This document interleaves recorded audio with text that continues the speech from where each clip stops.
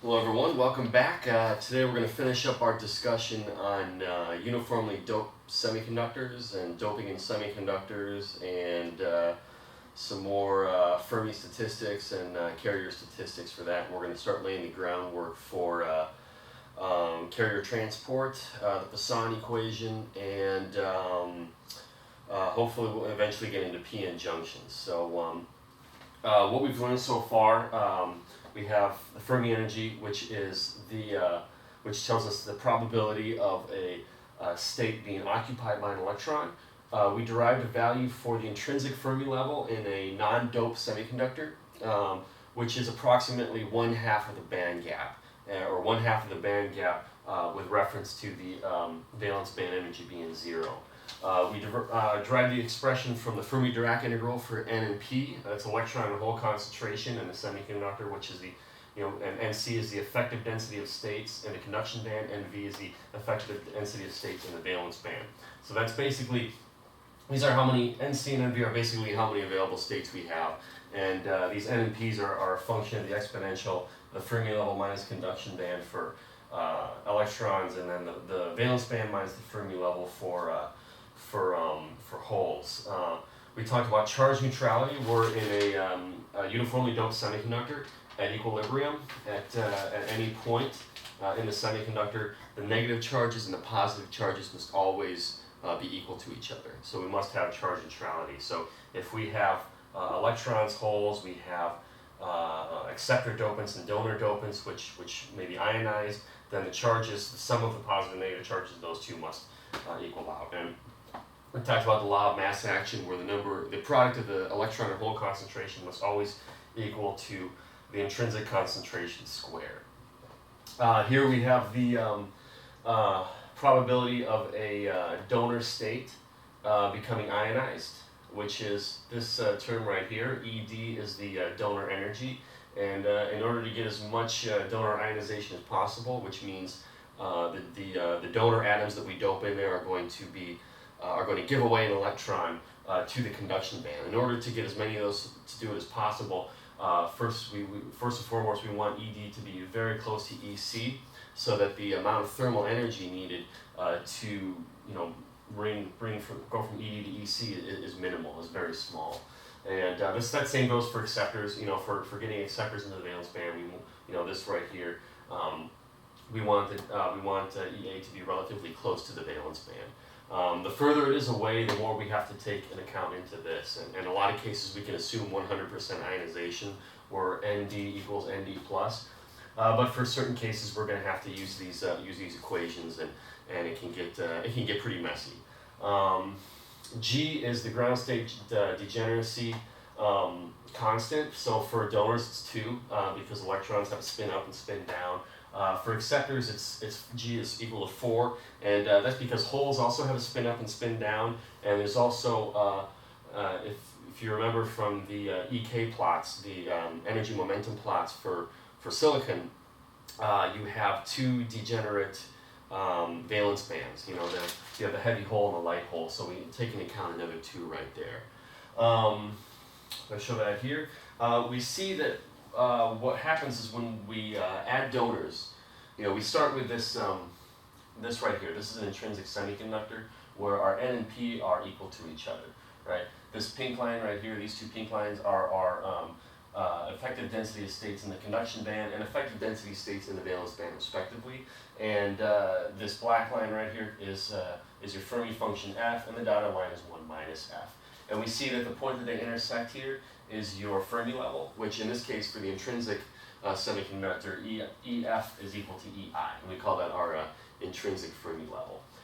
So furthermore, when we dope the semiconductor with donors, what happens, we bring more electrons into the conduction band, so our electron concentration increases, and our Fermi level, this black line right here, from here actually moves up, and so 1 minus F moves up, so our point of intersection, which is our Fermi level, moves up, and if we multiply the 2 here, G, C, and F of E, and we integrate from, just without integrating G, C, and F of E, we get this curve right here, and this is significantly larger than this right here. This is just P, and then if we integrate over this whole curve right here for N, we get the total number concentration of electrons per centimeter cubed in the semiconductor. And then similarly, this is N-type semiconductor. So similarly for P-type, when we dope with acceptors, we're pulling the Fermi energy down.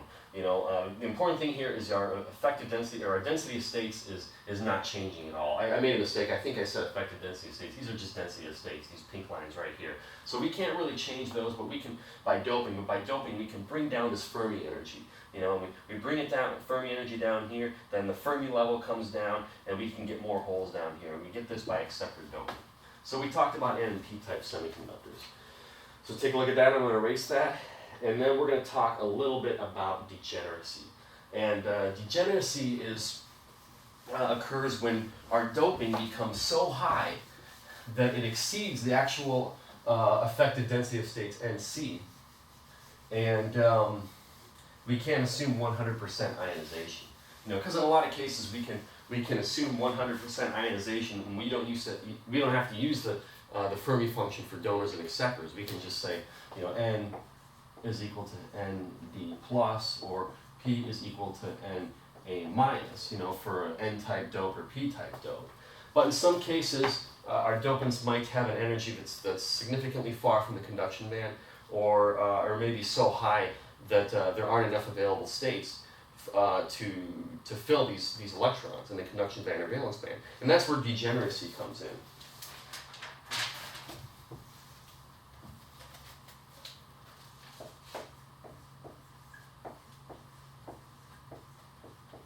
So when we go back to quantum mechanics, we know that electrons can be represented mathematically as wave functions inside the lattice. And when you have doped something so high that there's so many free electrons that the electrons begin to interact with each other, over the wave functions begin to overlap. There's an electron wave function, and here's another one because they're so close together. There's so many of them. That's when we start to get degeneracy.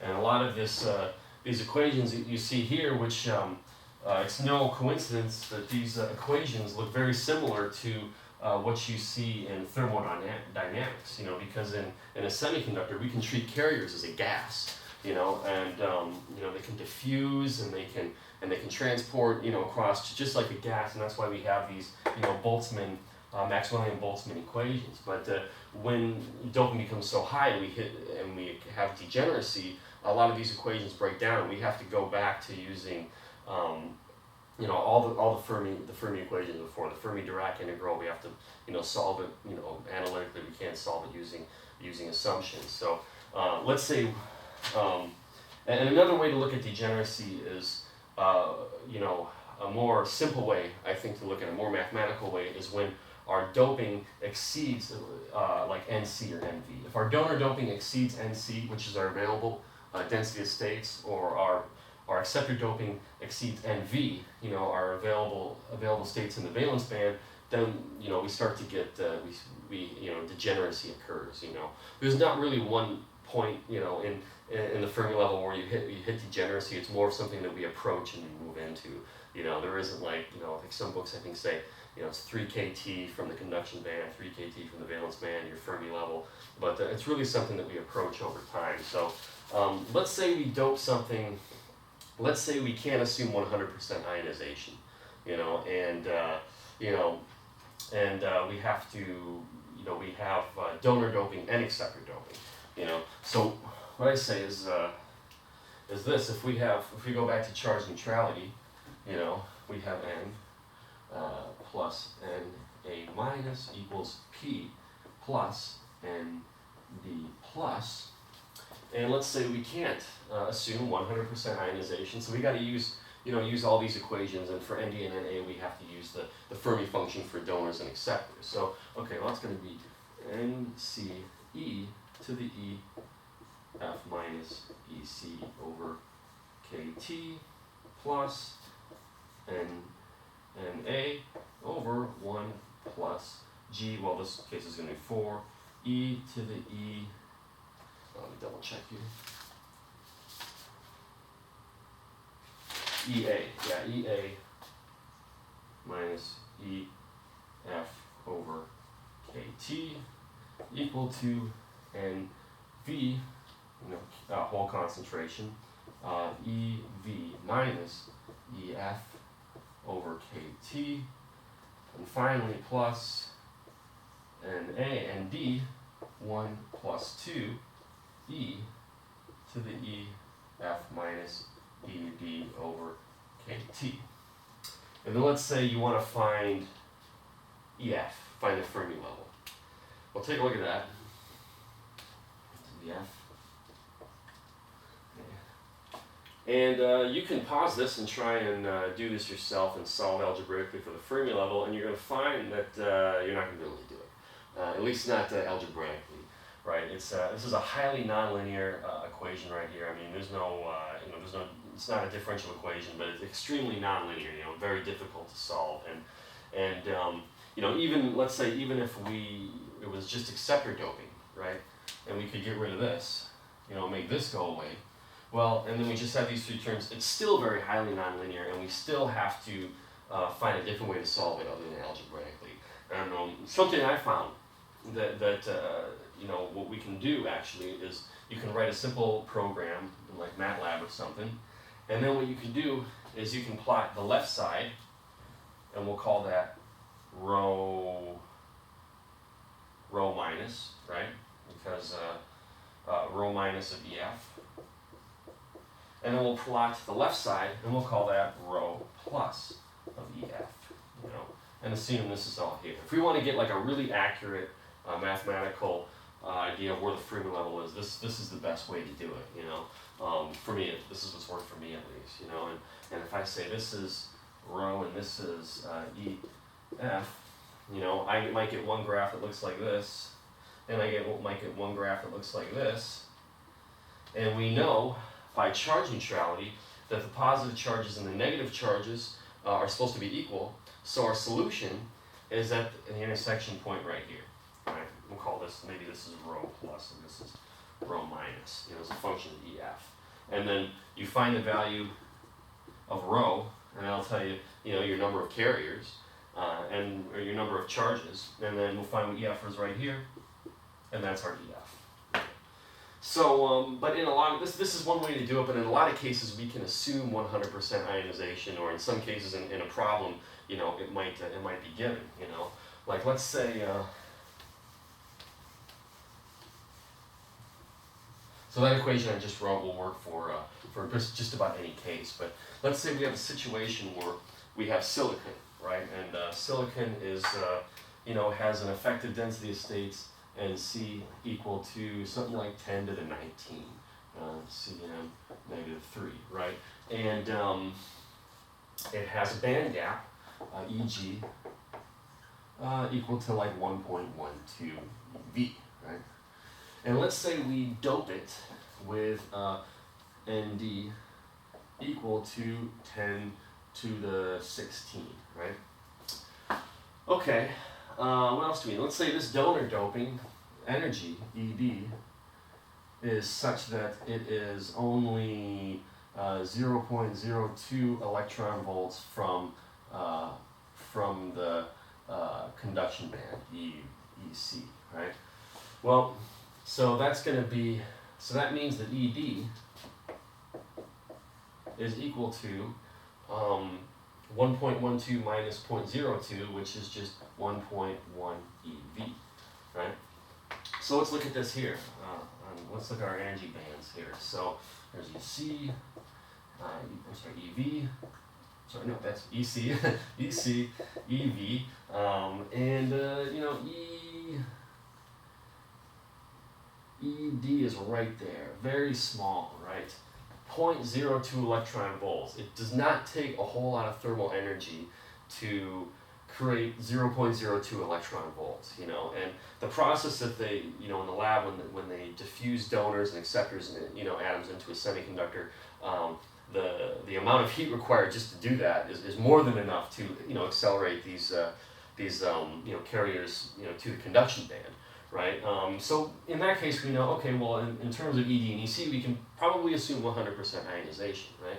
And the other thing is, well, Nd is 10 to the 16, Cm negative 3, and we have pretty much 10 to the 19 available states in the conduction band, and since ND is significantly smaller than NC, we can assume 100% ionization, right? And we can go back and check this just to be sure, but let's assume 100% ionization. And we know before that that N, N plus NA minus, which is 0, so 0 equals P plus ND plus, right? Well, what is P? Well, if we go back to the law of mass action, we're assuming this is 100% ionized, non-degenerate, redoped semiconductor. P is just Ni squared over N.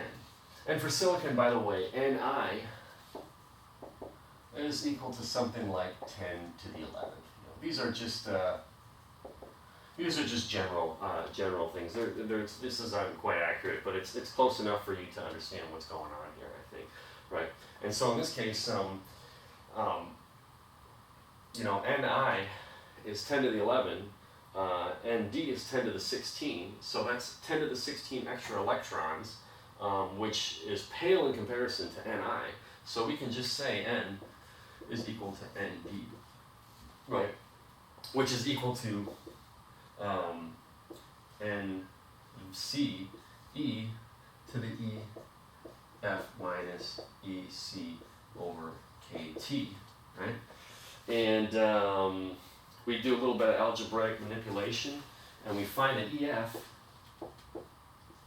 So what I'm going to do is I bring Nc over here, divide both sides. I do natural log of both sides. I bring Kt over here. I add Ec, and we get this is equal to Ec plus Kt natural log Nd over Nc.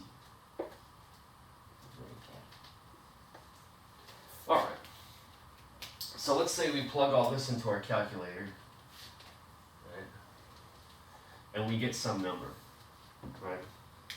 This is our Fermi level, right? So this is, let's say we get some number that's up here, like maybe it's oh, by the way, yeah, this should, you'll see Nd, right? Nd is much bigger than Nc in natural log. Well, in this term is actually going to be a negative, because you're probably looking at this and be like, wait, Ec plus some term, then now our Fermi level is above the conduction band. Now we got degeneracy, but no, the Nd is much larger than Nc, so this will be a negative. So it'll be the conduction band energy minus some energy, right? So we see it's right there. Maybe it's something like 0.9 electron volts or something like that. What we can do to double check to see if we can assume 100% ionization, we can plug this back into the Fermi function for donors, which is, what is it? It's 1 over 1 plus 2e to the Ef minus Ed over Kt, and find out what it is from there. And double check to make sure that's right. Yeah, that's correct. So let's say you do this, you find some number, you plug it into here, and you find it's something like 30%, right? And you think, well, that's a very small percentage, right? But if you think about what's 30% of 10 to the 16, our number of donors, right? So if it's 30% of 10 to the 16, it's what's like, I don't know, 3 times 10 to the 15. 3 times 10 to the 15 is still very close to 10 to the 16 compared to our intrinsic level, which is 10 to the 11. So even when you get numbers like 30%, it's we can still sometimes assume 100% ionization. It all really depends on how accurate we want to get our answer. By assuming 100% ionization, we're basically just getting a rough idea of what it is. But if you want to be more accurate, we need to use all the terms. We need to use this term for donors. We need to use the Fermi function for acceptors. We need to use both of these equations, and then find it through writing a program. But this will at least give us a rough idea. And the other thing is if we do get something where Nd is like 10 to the 18 or 10 to the 19 years, we're approaching and C, we need to start taking these into account. And you'll see that these percentages go down further and further. You know, both the further away we get from the conduction band in terms of donor energy, and also with as doping, you know, exceeds NC. You know, and you know, degeneracy is, you know, something we want to avoid. We want to keep things non-degenerate in a lot of devices, but in some cases we do want degeneracy. You know, later on we'll talk about, you know, tunneling diodes, which, you know, requires there being filled states above the conduction band. LEDs, lasers, all those require, you know, make use of degenerate semiconductors and degenerate p-n junctions. So I think we've talked enough about that. You know, so erase this right now, and then the last thing we're going to talk about is the Poisson equation, and then that'll lay the groundwork for what we're going to talk about next time when we get into doping. So if you've taken you know, any kind of electromagnetics, you've probably seen you've probably heard of the Poisson equation. We talk about it a little bit in electromagnetics. So, but let's start with some general stuff like Gauss's law. You know, with the electric displacement field D is equal to the permittivity times the electric field E. I'm going to actually change E to this right here. Right. That's our electric field. This is our permittivity of a material, and that's our electric displacement field. And you know, also from Gauss's law, we know that del E dot E is equal to rho over E, and rho is our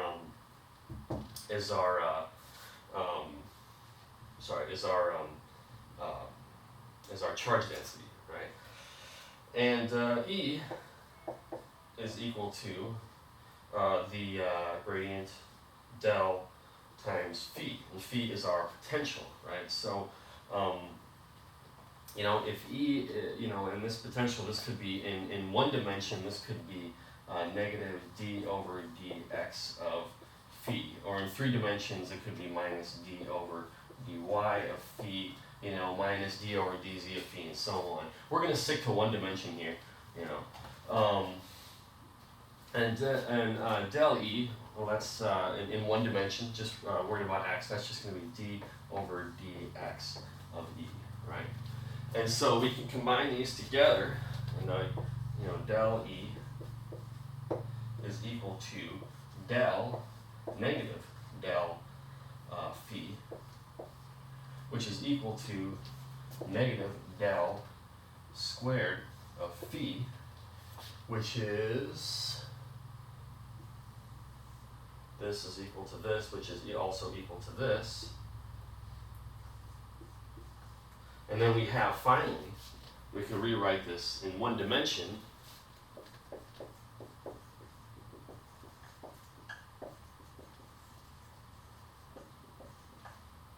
We can rewrite this as d squared of phi over dx squared is equal to negative de over dx, which is equal to negative rho over E. So this is our permittivity of the material. This is our charge density, rho, which is equal to P minus N plus ND plus minus NA minus times Q. And Q is the charge. This is the charge. This is the number of charges per centimeter squared, and this is what the charge of each one of these charges. So, and this is just the charge of an electron, which is 1.6 times 10 to the negative 19 coulombs, right? So this right here is the Poisson equation. And where is this going to be important? Well, if you remember before, we talked only about uniform doping in semiconductors, but now we're going to get into non-uniform doping. p-n junctions, graded doping, where doping increases or decreases as a function of x, which is a more accurate representation of what the stuff is, what these devices are like. Because when we put dopants into a material, they don't just, doping doesn't just go like this, it goes like this, and then it becomes this really steep function that when we first, it's a two-step process, diffusion and driving, and then the second one, it kind of goes in like this, and you know, there's a gradient. You know, this is ND. You know, so ND, you know, is a function of distance. You know, how do you use function of distance? Then we need to use the Poisson equation. And you see, if this is non-zero, you know, if our charges are not neutral, then that means that that we have a potential inside here, right? Because the second derivative of phi is would be could be, you know, it has to at least be a constant. You know what I mean? And so it gives rise to a built-in electric field. So if ND varies like this through a semiconductor, right, and this is a nonlinear function, right, then what we have is we have a built-in electric field and we have a built-in phi. So we're going to talk more about that next time. Let's see here. Yeah, and to give you one more representation of graded doping. Now, before we get into, just to lay the groundwork for next time, if doping increases like this, right, then you're going to get a ton of ND plus over here.